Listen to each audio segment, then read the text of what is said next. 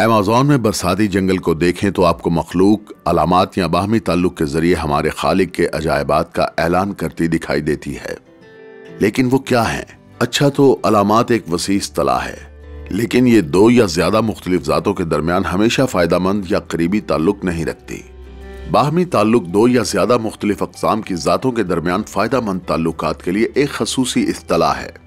इन दिलचस्प ताल्लुकात के मुतल्लिक मजीद जानने के लिए हम अपनी अगली खसूसियत अलामत और बाहमी ताल्लुक में डॉक्टर जो मार्टिन के साथ होंगे, जो कि ब्राजील के ताकतवर अखरोट के दरख्त की सनतकार पत्ते काटने वाली चींटियों से है। ये साइबान को थाम कर रखने वाले दरख्तों में से एक है। ये एक लंबा दरख्त है। ये 100 से 120 फुट तक लंबा हो सकता है। इसका कुतर 14 फुट तक हो सकता है और ये अपने अखरोट सीमेंट के बर्तन की तरह पैदा करता है।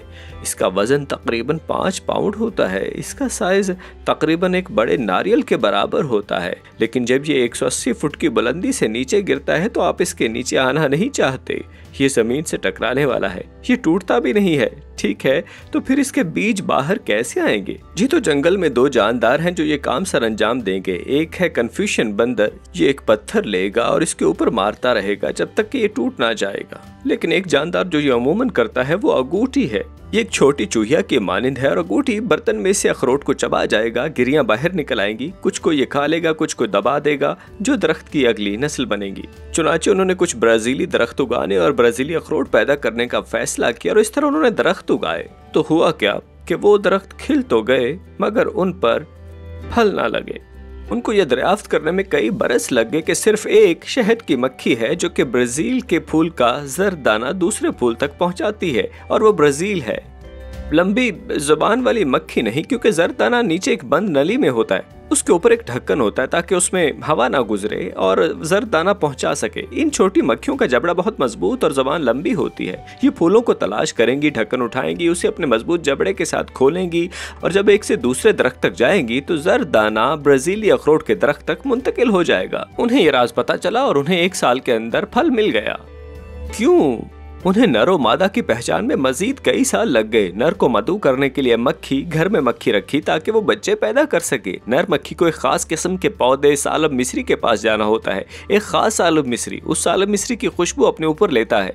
मेरे ख्याल में ये खास खुशबू होती है और फिर मादा मक्खी उसे मधु करेगी और वो अफजाइश नस्ल करेंगे। ठीक है, उन्हें इस बात का पता चला तो वो सालब मिस्री को अंदर लाए और यकीनन उन्हें वो अखरोट मिल गए जिसकी कि उन्हें तमन्ना थी। मगर जंगल में दरख्त तक पहुंचने के लिए आपके पास मक्खी का होना जरूरी है, आपके पास सालब मिस्री का होना जरूरी है और आपके पास अगोटी या कन्फ्यूशन बंदर का होना जरूरी है, नहीं तो ये निजाम नहीं चलेगा। तो मक्खी, सालब मिस्री और दरख्त सब एक दूसरे पर मुनहसर हैं इस मामले में।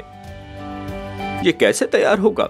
आप देखें, खुदा ताला ने इन तमाम अज्जा को एक ही वक्त में बनाया और एक साथ रखा। उसी जगह पर हिकमत, इल्म और मालूमात रखी जो ये सारा काम करने में उनको दरकार थी।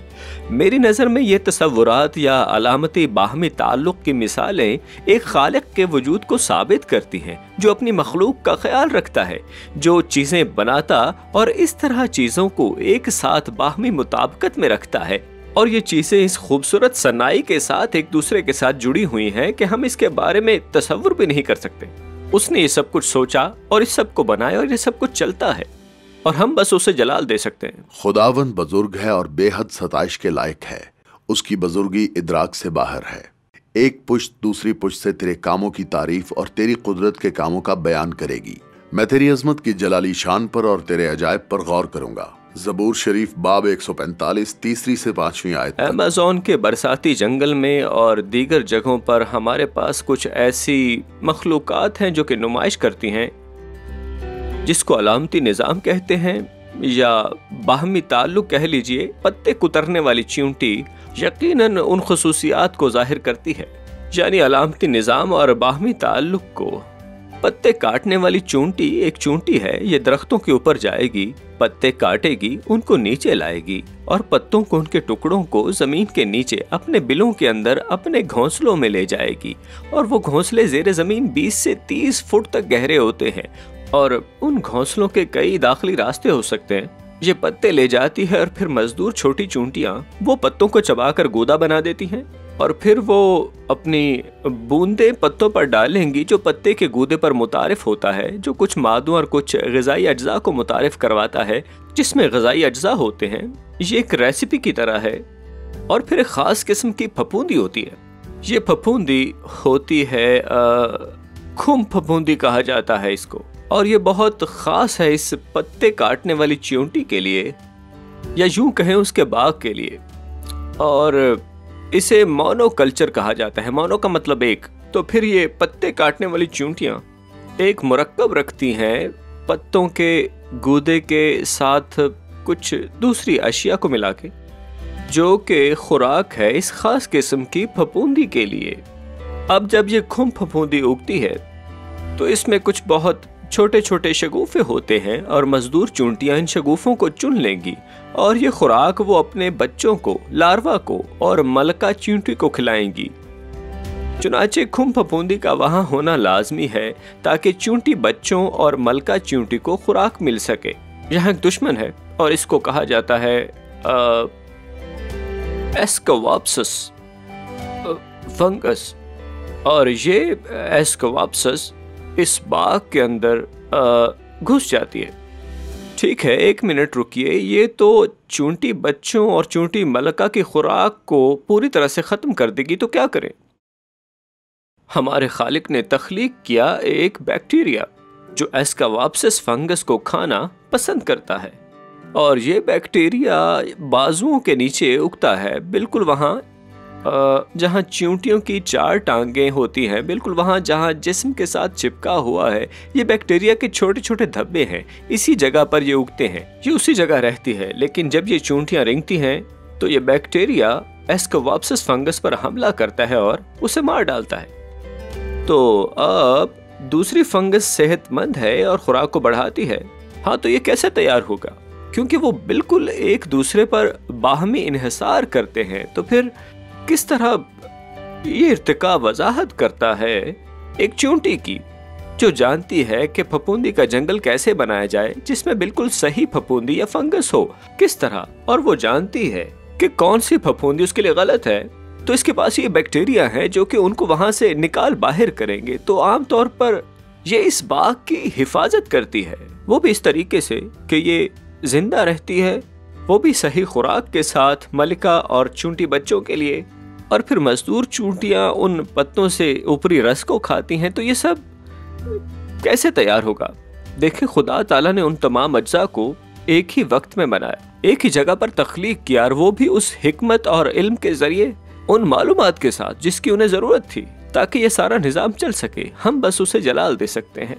और खुदा ने कहा कि जमीन घास और बीजदार बूटियों को फलदार दरख्तों की जो अपनी अपनी जिन्स के मुआफिक फलें, और जो जमीन पर अपने आप ही में बीज रखें उगाए, और ऐसा ही हुआ। तब जमीन ने घास और दरख्तों को जिनके बीज उनकी जिन्स के मुआफिक उनमें हैं उगाया, और खुदा ने देखा कि अच्छा है। और शाम हुई और सुबह हुई, सो तीसरा दिन हुआ। पैदाइश पहला बाब 11वीं ता 13वीं आयत।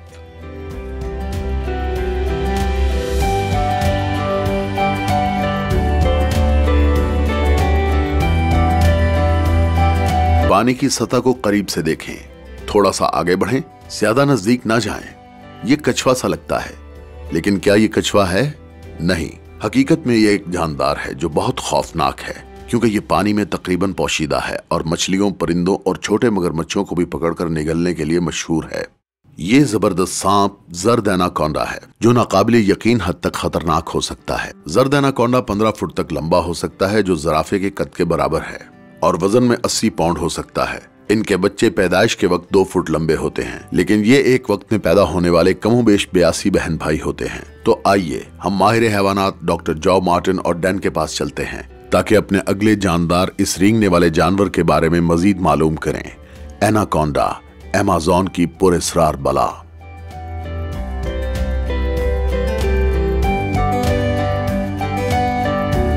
यहाँ हम डॉक्टर मार्टिन को एक जर्द एनाकोंडा के साथ देखते हैं। ये बहुत जारहाना सांप है, सब एनाकोंडा से भी ज्यादा। मैंने इसे बाहर लाने से कबल किसी को नहीं बताया है क्योंकि मैं फिल्म बंदी के लिए गैर जरूरी सनसनी नहीं फैलाना चाहता था। ये सब्ज एनाकोंडा से मुख्तलिफ है जो ज्यादा बड़ा नहीं होता। ये साइज में सब्ज एनाकोंडा के बराबर नहीं होता। ये दुनिया का दूसरा तवील तरीन सांप है। सब्ज एनाकोंडा न सिर्फ दूसरे नंबर पर सबसे लंबा सांप है बल्कि ये दुनिया में सबसे बड़ा सांप है। ये तकरीबन 33 फुट या उससे भी कुछ ज्यादा लंबा हो जाता है। चुनाचे जालीदार अजगर सबसे लंबा होता है। आपको इसको पकड़ने में मेरी मदद कर रहे हैं। इस वक्त आप सचमुच बड़े अहम हैं क्योंकि ये सांप किसी चीज के गिर लिपटने में सुकून महसूस करता है। यही हुआ है अभी। जैसा कि आप देख सकते हैं डॉक्टर मार्टिन, ये आपकी कलाई पर लिपट गया है। यकीन मानिए ये एक वाकई बहुत खूबसूरत सांप था, पर बहुत जारहाना भी। मैं कभी इतने जारहाना सांप के आसपास नहीं भटका और ये बस हम पर हमला करना चाहता था। इसने जो भी किया वो हम पर हमला करने की एक कोशिश ही थी। तो डैन और मैं ये कर रहे थे कि डांस कर रहे थे ताकि हम इससे दूर रह सकें। 9 से 10 फीट लंबा एक बहुत ताकतवर सांप जो कि गुस्से में भी था। ये एक बार मुझ पर और 3 बार डैन पर झपटा। तो आप वीडियो में देख सकते हैं कि मैं बहुत अकड़ा हुआ था। डैन बार बार कह रहे थे कि थोड़ा पीछे रहिए, इससे भागने या छलांग लगाने के लिए तैयार रहे। और मैंने मदद करने की कोशिश की तो उन्होंने कहा कि नहीं, तुम को पकड़िए। और ये बहुत गुस्सीला था, एक जर्द लचीला सा एक जेली के जैसे जेली से बना हो। और बज़ाहिर सांप या मुख्तलिफ सांप इस तरह करते हैं, ये उनके दिफाई निज़ाम का एक हिस्सा ही है। जर्द एनाकोंडा पैराग्वे और जनूबी ब्राजील में पाया जाता है। ये एक आबी सांप है और ये ज्यादा वक्त पानी में गुजारता है। अब खुदा ताला ने जर्द एनाकोंडा को भूरा सब्ज रंग देकर बनाया है जो अच्छी तरह घुल मिल जाता है, जो खुद को पानी में छुपा लेता है। जी तो डैन, ये छोटा सांप काफी ज्यादा मजबूत है, काफी तगड़ा है, मगर ये उस तरह से नर्म नहीं जैसा कि पाइथन होता है, जो कि हमने अपने सांप का प्रोग्राम्स में दिखाया भी था। वो थोड़ा मुख्तलिफ था। ये निस्बतन नर्म है और कमान बिल्कुल पट्टों के लिए बहुत ज्यादा सख्त भी है, पर ये शिकार का दम घोटते हैं, है ना? जी हाँ, ये दम घोटने वाला सांप है, जहरीला नहीं है। जहाँ कहीं भी आपको जहरीला एनाकोंडा मिले, ये अपने आसपास किसी भी दूसरे जानवर का दम घोटकर उसे अपनी खुराक बनाने की सलाहियत के बायस सबसे बड़ा शिकारी है। ये एक दिन में 40 पाउंड से ज्यादा खा सकता है और फिर बेशक इसको कई दिनों से कई हफ्तों तक कुछ खाने की जरूरत नहीं पड़ती। इसमें सूंघने की हैरत अंगेज सलाहियत होती है। जिसको ये इस्तेमाल करता है ये ऐसे होगा कि गोया के इसके मुंह की छत पर कंप्यूटर लगा है, जिसे याकूब के बेटे का बाजा कहा जाता है। लिहाजा खुदा ताला खालिक कुलो मुतलिक हैं। उन्होंने यहाँ सांप के मुंह में ये असल कंप्यूटर लगाया है। ये उसकी महक को पकड़ के कंप्यूटर में डालता है और कंप्यूटर अपना काम करता है और ये उसे बताता है कि क्या ये चीज खाने के लिए अच्छी है या नहीं। इस जुबान के साथ जो सांप के मुंह से निकलती है, 2 शाखा जबान, इससे ये किसी भी खुशबू का एक इकलौता मॉलिक्यूल भी चुन लेता है। जब ये ज़बान मुंह की छत में याकूब के बेटे के बाजे को छूती है, जो यूं कहें कि एक कंप्यूटर की तरह काम करता है, ये फौरन सांप को बताती है कि ये क्या चीज है। और इस तरह ये हवा में तैरने वाली महक या पानी में एनाकोंडा के साथ तैरने वाली महक के छोटे से जर्रात के जरिए भी अपने शिकार को तलाश करने के काबिल होते हैं। ये कहाँ से आया? इर्तिका सच है तो ऐसी चीज कैसे तैयार हुई? सिर्फ खुदा ताला ऐसा कर सकता है। मेरे ख्याल में सिर्फ हमारा खुदा ताला हमें अपनी शान, अपनी अजमत और अपनी जहानत दिखाने के लिए ये चीजें बनाता है ताकि हम उसको जलाल दें।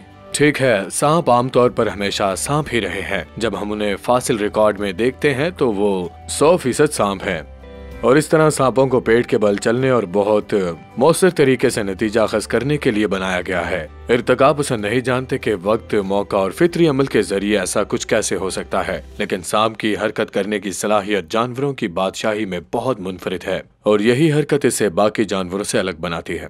और इस जानवर से इसलिए खौफ नहीं आता कि इससे डरना चाहिए, बल्कि इसलिए कि ये कामिल तख्लीक में मौत, तबाही और अफरा तफरी के साथ वाबस्ता है। खुदा ताला ने सांप को बनाया और फरमाया अच्छा है, ठीक है, लेकिन शैतान सांप के अंदर समा गया और हजरत आदम और हजरत हवा को गुमराह करने के लिए इसको इस्तेमाल किया। उन्होंने खुदा ताला की तरफ से अपना मुंह मोड़ लिया और जो कुछ उसने हुक्म दिया था उसको नजरअंदाज कर दिया कि उस दरख्त से फल ना खाना। और ये मखलूक अब दुनिया के बदतरीन दिन के साथ मुंसलिक है, जब एक कामिल मखलूक अपनी नाफरमानी के सबब से गुनाह में गिर गई थी। और इस कहानी से इस जानवर पर काफी ज्यादा मनफी असर पड़ता है। जानवरों और पौधों की जीनियाती साख्त में कुछ किस्म की मालूमात माफौकल फितरी तौर पर उनके अंदर डाली गई थी और वो उन जानवरों को फ़र्क माहौलियात में ढलने के काबिल बनाती हैं, और यही हम देखते हैं। इसलिए मैं सारा सहरा अपने रब, अपने खालिक के नाम करता हूँ। जो कोई खुदा से पैदा हुआ है वो दुनिया पर गालिब आता है, और वो गलबा जिससे दुनिया मगलूब होती है हमारा ईमान है। मगलूब करने वाला कौन है सिवा उस शख्स के जिसका ईमान है कि हजरत ईसा इब्नुल्लाह हैं। हजरत यूहन्ना की इंजील पहला बाब 4 और 5 आयत।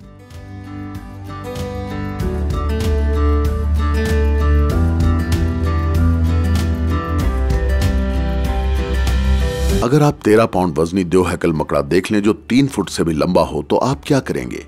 ठीक है, चीख मार कर दौड़ने के बाद शायद आप वापस जाकर उसे देखना चाहेंगे, क्योंकि जो आपने देखा वो स्पाइडर मंकी था। ये दुरुस्त है, आप दोबारा देखें तो आपको सिर्फ 5000 नजर आएंगे, मकड़े की तरह 8 नहीं। दरअसल इसके 2 बाजू, 2 टांगे और एक दुम है। जब स्पाइडर मंकी झूल नहीं रहे होते तो वो छतरी के ऊपर शाखों और बेलों के दरमियान झूल रहे होते हैं। इनके लिए मशहूर है कि ये एक चुस्त में 40 फुट से ज्यादा बुलंदी पर जा सकते हैं। तो आइए हम माहिरीन हैवानात डॉक्टर जॉब मार्टिन और डॉक्टर डैन के पास चलते हैं, जबकि वो हमें अल्लाह ताला की हैरत अंगेज मखलूक से मुतारिफ कराते हैं। स्पाइडर मंकी, ऊंची छलांग लगाने वाला बाजीगर। मैं डैन ब्रीडिंग के साथ हूँ, जो कि माहिर हैवानात हैं, और डैन दुनिया में बंदरों के सबसे नुमाया माहिरीन में से एक हैं। तो मैं डैन को बोलने दूंगा इसके बारे में, जो एक बहुत ही खूबसूरत छोटी सी मखलूक है, और ये एक प्राइमेट है। डैन, ऐसा ही? जी हाँ, ये एक बंदरिया है, ये स्पाइडर मंकी है और मैं ये खूबसूरत काम करता हूँ। मगर स्पाइडर मंकी की एक हैरत अंगेज कहानी है। बदकिस्मती से ये एक बहुत ही अफसोसनाक कहानी है। इसे बचाया गया था। ये उनको लॉस एंजलिस में एक कूड़ा उठाने वाली गाड़ी में मिली थी। ये कूड़ा उठाने वाली गाड़ी में चीख रही थी, जिससे लोग चौंके होंगे और पुलिस को इत्तला की। ये एक तर्क की गई पालतू जानवर थी और ये हड्डियों की एक मोहलिक बीमारी में मुब्तला थी। आप देखेंगे कि वो एक तरह से कुचली हुई है। ये तकरीबन 30 साल की है। वो 34 से 40 साल कैद में रहते हैं, क्योंकि कैद में सब कुछ अच्छा होता है। कोई उनकी देखभाल करता है और कोई कैद में शिकारियों का डर भी नहीं होता। लेकिन इसका आगाज बहुत ही सख्त था, क्योंकि इसको नाकस गजा की वजह से हड्डियों की एक मोहलक बीमारी लाहक हो गई थी और ये गफलत का शिकार हुई थी, जिससे से काफी मुश्किलात पेश आईं। और ये मकड़ियों की तरह लगते हैं। ये साइबान में 100 फुट की बुलंदी पर हो सकते हैं। आप यहाँ नीचे जमीन पर हैं और आप ऊपर देखें तो एक वहाँ अपनी दुम के जरिए या फिर अपनी टांगों के सहारे लटका है, जो कि फैली हुई हैं। तो ये दूर से एक बड़ा मकड़ा ही लगता है, जिसकी वजह से इसका ये नाम पड़ा। जनूबी अमेरिका में बरसाती जंगल के अंदर दरख्तों पर झूलेगा, क्योंकि इसके पास एक अजीब सा मुंह है। मैं बड़े जायकेदार केले के साथ इसके मुंह को हरकत में लाऊंगा। इसे केले खाना वाकई बहुत ज्यादा पसंद है और इसका नाम माया है। आप माया के हाथों को देखिए, जरा गौर कीजिए इसके हाथों पर। ये देखिए, इसकी उंगलियां देखें। क्या आपको याद है जब हमने गिबन का सेगमेंट किया था और आपने देखा कि गिबन बंदर की उंगलियां कितनी लंबी होती हैं, लेकिन आप जानते हैं कि गिबन के मुकाबले में यहाँ कोई चीज तो जी मैं देख सकता हूँ। जी, इसका अंगूठा नहीं है। ओह नो, इसे अंगूठे की जरूरत नहीं है। खुदा ताला ने इसको अंगूठे के बगैर ही बनाया है और हम जानते हैं कि अगर इसके पास अंगूठा था तो वो शायद गायब है और बढ़ नहीं रहा। ठीक है, जब से हमने इन पर तहकीक शुरू की है, इनका अंगूठा उगना शुरू नहीं हुआ। लिहाजा स्पाइडर मंकी गैर जरूरी अंगूठा नहीं बढ़ा था, सिर्फ इसलिए कि उसके पास अंगूठा पैदा करने के लिए जीनियाती मालूमात नहीं है। और ये अंगूठे के बगैर ऐसे तरीके से एक दरख्त से दूसरे दरख्त, एक शाख से दूसरी शाख तक चला जाता है और ये इस कदर मौसर तरीके से कर सकता है कि हम देख सकते हैं कि ये जंगल के माहौलियाती निजाम के अंदर एक बहुत ही मुनफरिद मकाम के लिए मौजू है और ये जानवर बाकी बंदरों से काफी ज्यादा मुख्तलिफ है। जब हम तख्लीक पर नजर करते हैं तो हम हमेशा एक मालूमात का नुकसान देखते हैं, मालूमात का हसूल नहीं देखते। जी हाँ, ठीक है। और आप जानते हैं सिर्फ एक बंदर है जिसके मुतालिक हम जानते हैं कि इसके हाथ की 4 उंगलियां हैं, तो ये शाखों को इस तरह पकड़ता है और यूं इसके अंगूठे की जरूरत नहीं है। ये सही है। गिबन की तरह ये बंदर की शाखों पर झूलने वाली एक किस्म है जो बाजुओं के साथ एक से दूसरी जगह जाता है। जहाँ तक इसका मवाजना है इसका गिबन के साथ, तो वो तारीफ का इस्तेमाल करता है और ये बेलों और चीज़ों के जरिए नीचे जा रहा है। और स्पाइडर मंकी के तो कंधे नहीं होते जिससे ये 370 डिग्री तक मुड़ सकता है। तो एक गिबन को अंगूठा दरकार है जब वो अपने जिस्म को पूरी तरह 370 डिग्री जाविये पर घुमा रहा हो, नहीं तो ये अपनी उंगलियों को फौरन मरोड़ सकता है। चुनाचे शाखों को पकड़ने के लिए उसे एक अंगूठा दरकार है। एक और मुनफरिद चीज जिसके साथ खुदा ताला ने इस जानवर को बनाया वो इसकी हैरत अंगेज दुम है। अरे यही है जिसे आप पकड़ने वाली दुम कहते हैं। हर बार जब मैं किसी जानवर की नुमाइश करता हूँ तो हर किसी का कहना होता है क्या यही पकड़ने वाली दुम है और क्या यही गिरफ्त करने वाली दुम है, क्योंकि बहुत दिलचस्प है। एक दुम जिसे आप और एक बाजू के तौर पर इस्तेमाल किया जा सकता है। देखें ये कैसे अपनी दुम जी हाँ, इसने फौरन गिरफ्त करती है। वो देखिए जी, तो वो वहाँ बड़ी मकड़ी की तरह नजर आएगी अगर हम इसको दूर से देखें तो ऊपर। लेकिन क्या ये दुम एक तरह से इसका एक फिंगरप्रिंट नहीं है? यानी इसमें जी बिल्कुल, चेक कीजिए ना, ये आप ही के लिए वहाँ पर इस हिस्से पर कोई बाल नहीं है जिससे ये गिरफ्त करती है। यहाँ पर एक पट्टा है और यहाँ पर बाल नहीं है और ये इसके साथ गिरफ्त कर सकती है। और फिर ये हड्डियों की मोहलक बीमारी में मुब्तला भी है। चुनाचे वो एक जानवर की तरह फुर्तीली नहीं जिसका मुकम्मल ख्याल रखा जाता है, लेकिन आप उसके लिए महसूस कर सकते हैं ये बड़ा ताकतवर है। ये एक इजाफी हाथ है जो बिल्कुल एक देव हैकल की उंगली की तरह है। ये वाकई में एक बहुत ही हैरत अंगेज किस्म की उंगली है इसकी। जी हाँ, क्या ये हैरत अंगेज नहीं? और जैसे आपने जिक्र किया, आप वहाँ एक उंगली से देख सकते हैं, क्योंकि बंदर, अपेश और लंगूर की तरह इनकी उंगलियां हैं और हथेलियां हैं और हमारी तरह इनके पाँव की लकीरें मुनफरिद हैं, क्योंकि हमारा एक हैरत अंगेज खुदा ताला है जिसने इन जानदारों को अपनी मर्जी के मुताबिक बनाया है। सच में ये बहुत मुनफरिद जी। तो यहाँ नीचे इसके कोई बाल नहीं है। अगर बाल होते तो शायद बहुत ज्यादा फिसलता ये। सही, ये गिरफ्त भी डाल सकता है और वो इस दुम के साथ अपने जिस्म का पूरा वजन मुअत्तल कर सकते हैं और ये उनको बेहतर तरीके से कोशिश करने में मदद देती है। स्पाइडर मंकी के ना सिर्फ बाजू और टांगे गैर मुतनासिब लंबे होते हैं, बल्कि इसकी गिरफ्त करने वाली दुम हैरत अंगेज है। 35 इंच लंबा होना और स्पाइडर मंकी के लिए एक दरख्त से दूसरे दरख्त तक जाने में मदद देना तकरीबन एक बहुत ही आसान सा तरीका है। वो शिकारी जानवर नहीं है, हालांकि वो खाएगी। वो बहुत से बंदरों की तरह परिंदे या गुलहरी का ताकुब करेगी और उसको मारकर खाने वाली किस्म का जानवर नहीं है। सही, मेरा मतलब है कैपुचिन बंदर मिसाल के तौर पर। कैरिबूस बंदर छोटे शिकारी और इस तरह की चीजें खाते हैं, लेकिन ये जानवर ज्यादा कीड़े खाने वाला है। अगर ये प्रोटीन खाता है और इसकी शक्ल में, तो ये इसकी खुराक का बहुत छोटा सा हिस्सा है। ये ज्यादातर फल, सब्जियां और पत्ते खाने वाला है और यही बात इसको बाकी किस्मों से बहुत ज्यादा अलग बनाती है, क्योंकि ये सिर्फ ज्यादातर पत्तों को ही खाते हैं। और इस भारी दुम वाले अमरीकी बंदर जैसे जानवर के साथ काम करते हुए हमें इस बारे में एक और वाज़ेह चीज मिली है कि ये एक बहुत बड़ा बीज फैलाने वाला है। ये जानवर फल और सब्जियां खाता है और फिर जंगल के दूसरे हिस्से में जाकर रफा हाजत करता है और इसके उस खाने के ढेर में से यकीन माने बीज उगते हैं। स्पाइडर मंकी गलघोटू इंजीर खाना पसंद करते हैं। ये स्पाइडर मंकी साइबान में बहुत दूर तक सफर करता है जहाँ इंजीर होते हैं, तो ये उन्हें ढूंढता है और इंजीर खा लेता है। और चूंकि इंजीर में जुलाब होता है इसलिए बीज बहुत तेजी से फैलता है। मगर अब ये स्पाइडर मंकी कभी यहाँ भागेगा, कभी वहाँ भागेगा और ये कभी कभार तो कई मीलों का सफर तय कर लेगा और फिर वो बीज इधर उधर बिखर जाते हैं इसकी वजह से। तो उन जगहों पर जहाँ ये घूमता फिरता है इंजीर के नए दरख्त उगना शुरू हो सकते हैं, क्योंकि ये जंगल में घूमता है और उन बीजों को फैलाता है। वो भी इसलिए ताकि इंजीर दूसरी जगहों से बिल्कुल अलग ना हो जाए। अब बीज वहाँ है इसलिए वो उगेंगे और नई अंजीर लाएंगे। ठीक है, फिर इंजीर का दरख्त उगना शुरू हो जाता है और फिर ये स्पाइडर मंकी के लिए फिर से खुराक मुहैया करना शुरू कर देता है। तो ये बाहमी तौर पर हर एक के लिए फ़ायदेमंद होता है, यानी ये कुदरती तौर पर बाहमी एक दूसरे के लिए फ़ायदेमंद है।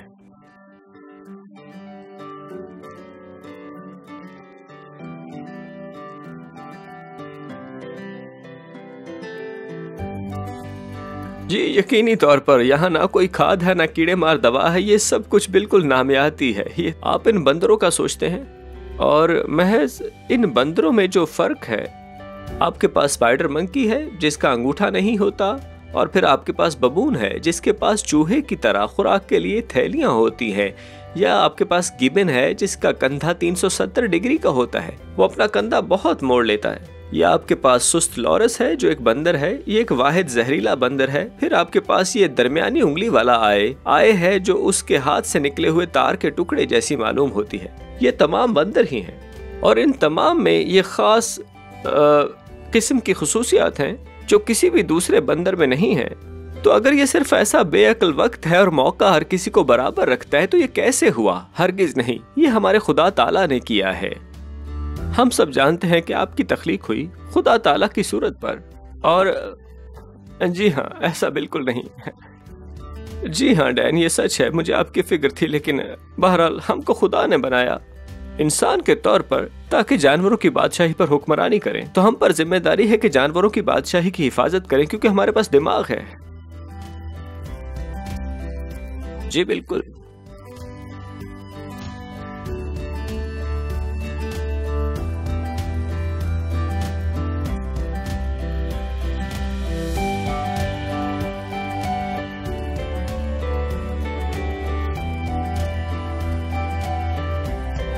हमारे पास बीज फैलाने वाले स्पाइडर मंकी जैसे जानवर हैं, और फिर आपको सोचना पड़ता है कि मैं किस किस्म के बीज फैला रहा हूँ। जब हम दुनिया में जाते हैं तो क्या हम लोगों की जिंदगियों में खुदाई बीज बो रहे हैं या नहीं, ये हमें सोचना है। क्या हम लोगों की जिंदगियों में कहीं ऐसा तो नहीं कि शर के बीज बो रहे हों गलती से? अगर हम अपने आप को मसीही कहते हैं तो हम सबको बोने चाहिए खुदाई बीज। हमें बिशारती खिदमत के जरिए लोगों को खुशखबरी सुनाने से, लोगों को शागिर्द बनाने से खुदाई बीज बोने वाला बनना चाहिए, ताकि एक और पुश्त पैदा हो जो हमारे रब को जानती हो। जिस तरह से ये स्पाइडर मंकी बीज फैलाता है और गलघोटू इंजीर की एक और नस्ल पैदा होती है, क्या हम अपना काम कर रहे हैं? और क्या हम अपने मुआशरे में दीनदारी के बीज बो रहे हैं? मैंने दरख्त लगाया और उपलूस ने पानी दिया, मगर बढ़ाया खुदा ने। बस लगाने वाला कुछ चीज है ना पानी देने वाला, मगर खुदा बढ़ाने वाला है। लगाने वाला और पानी देने वाला दोनों एक हैं, लेकिन हर एक अपना अजर अपनी मेहनत के मुवाफिक पाएगा, क्योंकि हम खुदा के साथ काम करने वाले हैं। तुम खुदा की खेती हो और खुदा की इमारत हो। पहला कुरंथियों 3 बाब 6 से लेकर 9 आयत।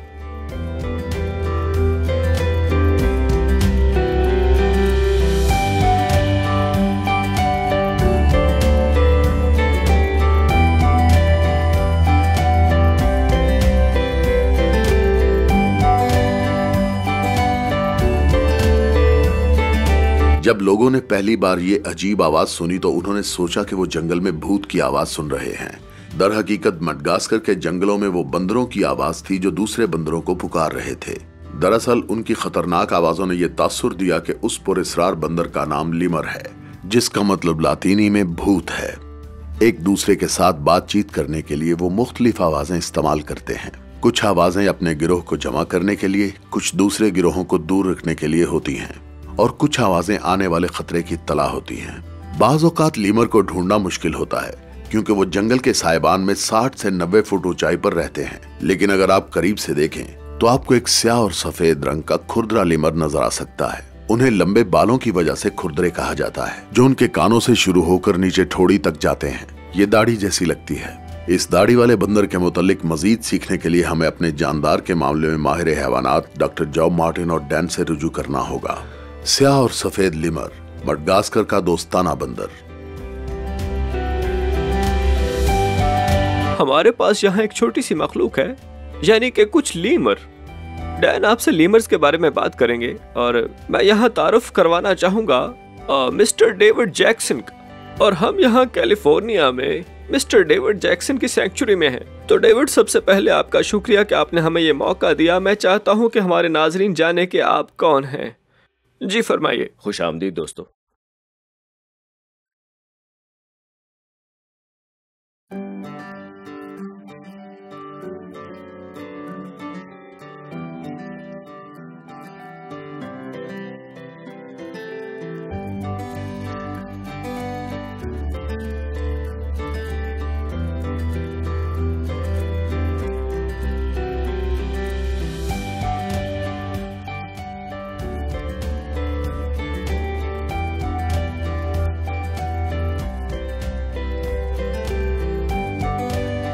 ये स्याह सफेद लीमर जो मडगास्कर का है, खाना पसंद करता है अमृत को मुसाफिर दरख्तों के।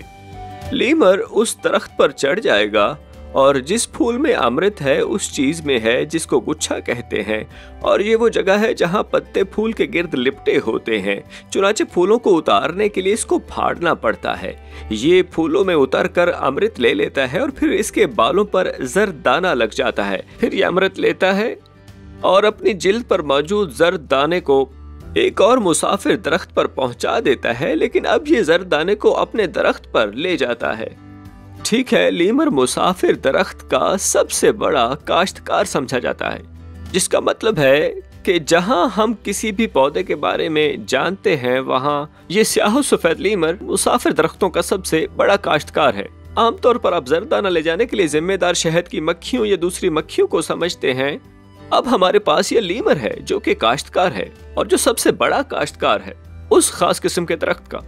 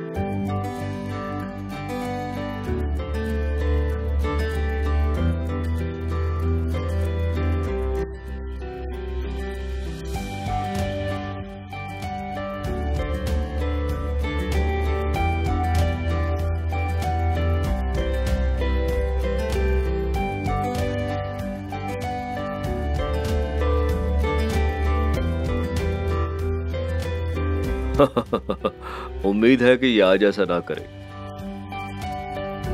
ये लीमर बहुत ज्यादा दोस्ताना है और हत्ता के जंगल में भी ये लड़ाकू जानवरों के तौर पर नहीं बल्कि भगौड़ों के तौर पर मशहूर हैं। ये लड़ना नहीं चाहते बल्कि ये सिर्फ भागेंगे। और हमारा रब हमें ऐसे लोग बनाना चाहता है जो आसपास के लोग बनना चाहते हैं और वो करीब रहना चाहते हैं। और वो पहले पतरस 3 बाब की 15वीं आयत में फरमाते हैं कि मसीह को खुदावन जानकर अपने दिलों में मुकद्दस समझो।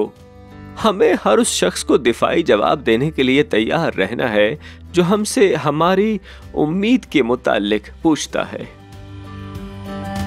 क्या वो हमसे पूछ रहे हैं? शायद वो हमसे इसलिए नहीं पूछ रहे क्योंकि हम दोस्ताना नहीं, जिस तरह के एक लीमर होता है। शायद हम बहुत नागवार हैं और कुछ लोग समझते हैं मैं नागवार हूँ, मैं सिर्फ इस किस्म की वीडियोस बना रहा हूँ। हमें उन लोगों से प्यार करने की जरूरत है और लीमर जैसे बने। अब हमें उन सब पर रेंगने की जरूरत नहीं बल्कि हमें उनको वाकिफ करने की जरूरत है कि हमारा एक अल्लाह है जो हमसे प्यार करता है और वो उनकी रूहों को बचाना चाहता है। तो आए उसकी नुमाइंदगी करें प्यार भरे शरीफाना रवैये से जो कि इन लीमर्स में है। तो मेरे ख्याल में अल्लाह ताला ने हमें ये लीमर्स शायद इसलिए दिए हैं ताकि हम ये सोचे कि हमें ज्यादा लीमर की तरह बनना चाहिए। लोगों से प्यार करें, उनके साथ तफरीह करें और फिर फजल के साथ उनको सच्चाई बयान करें।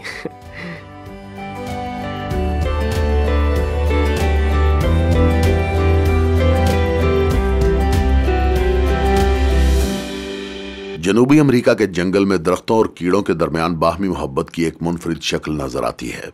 आइए जब डॉक्टर जॉ मार्टिन हमारे अगले जानदार में इस दिलचस्प ताल्लुक की वजाहत करते हैं तो हम उनके साथ शरीक हों। बबूल का दरख्त और चींटी का बाहमी ताल्लुक।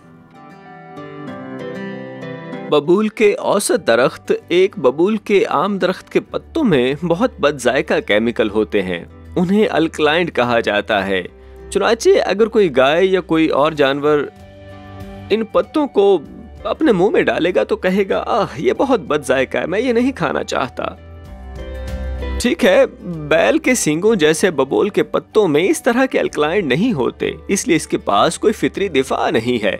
लिहाजा अगर इर्तका एक हकीकत है और बबूल के कुछ दरख्तों में ये है, लेकिन फिर यहाँ बैल के सींगों वाला बबूल आता है जो कि शायद बदजायका चीजें नहीं है। ठीक है, डायनासोर्स, मंसूबा साजी के डायनासोर्स इसको जल्दी से खाने जा रहे हैं, ये मादूम हो जाएगा, लेकिन ये तो मौजूद है। क्यों?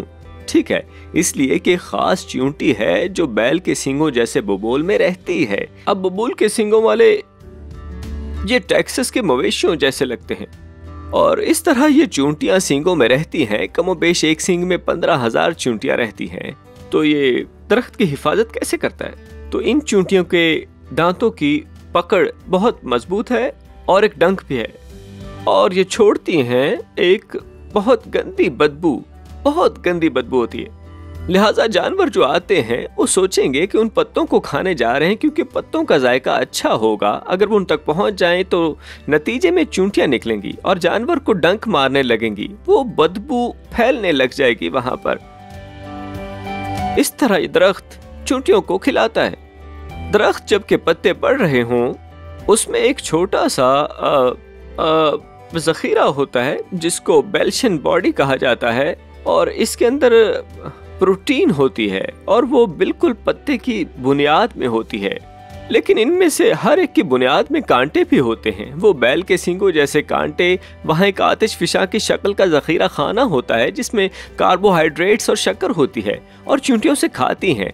चुनांचे साइंसदानों को कोई दूसरा मकसद नहीं मिला सिवाय इसके कि उस बेल्शियाई जिस्म वाली चूंटियों को खुराक मुहैया करने वाले आतिश फिशा की शक्ल के ज़खायर के। तो ये सारी खुसूसियात पर गौर किया जाए तो ये वाकई बहुत दिलचस्प है। चुनांचे ऐसा लगता है कि दरख्त को चींटियों का मेज़बान बनाया गया और चींटी को दरख्त की हिफाजत के लिए बनाया गया, और असल में चींटियां बाहर जाएंगी और दरख्त के गिर्द कोई घास या कोई चीज़ बढ़ रही हो तो वो उसको तोड़ देंगी।